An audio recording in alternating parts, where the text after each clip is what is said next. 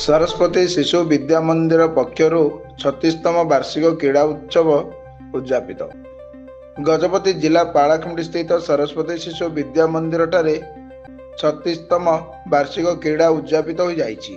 एही अवसर में विद्यालय परिचालना कमिटी उपसभापति संजय जेना सभापतित्व में आयोजित उद्यापनी उत्सव में मुख्य अतिथि रूपे जिला शिशु सुरक्षा तथा जिला पर्यटन अधिकारी अरुण कुमार त्रिपाठी, सम्मानित अतिथि भाव जिला शिक्षा अधिकारी कार्यालय जिला शारीरिक शिक्षा निरीक्षक सुरेंद्र कुमार पात्र, स्थानीय देवी मठर महंत पूज्य श्री रामानंद दास महाराज, विद्यालय परिचालना कमिटी संपादक चंद्रशेखर पट्टनायक तथा अन्यान्य सदस्य प्रमुख जोग देथिले। एही अवसर में अतिथि माने छात्र छात्री जीवन में क्रीडार महत्व संबंध में प्रतियोगी मानक अवगत कराइथिले।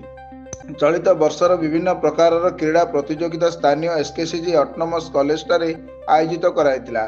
एथिरे विजय लाभ करिथिबा प्रतियोगी मानक अतिथि मानक द्वारा पुरस्कृत कराइथिला। एही कार्य कमिटी विद्यालय प्रधानाचार्य सरोज कुमार पंडांक तत्वावधान रे शारीरिक शिक्षक मुरली मोहन प्रधान और राजेश कराई नेतृत्व तथा अन्य आचार्यांक सहयोग रे कार्य कमिटी सफल होइथिला।